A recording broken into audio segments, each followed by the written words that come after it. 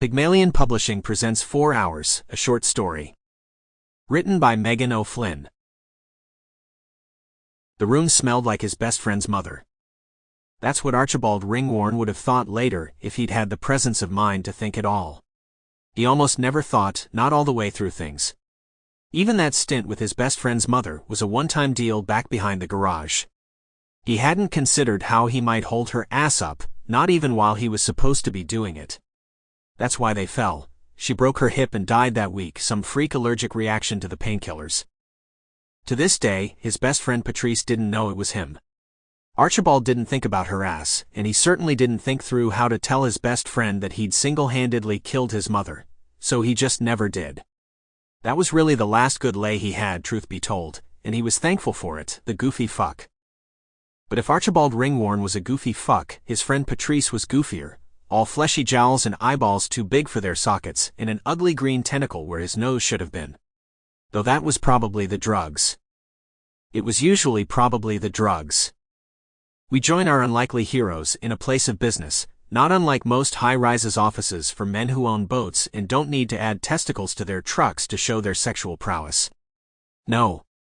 These are offices for the men who sit with their legs wide, the men who take up space, the men who don't cross their knees, men rich enough to let their balls hang wherever they wish. The giant cactus in the corner of the room felt like a testament to this notion. A phallus so enormous and prickly, so rigid and angry, that it did not require fake truck testicles to be domineering. At 12 feet high, the cactus almost touched the ceiling, the needles excessively large and so silver they looked like spikes of steel. How the fuck are you going to squeegee a cactus?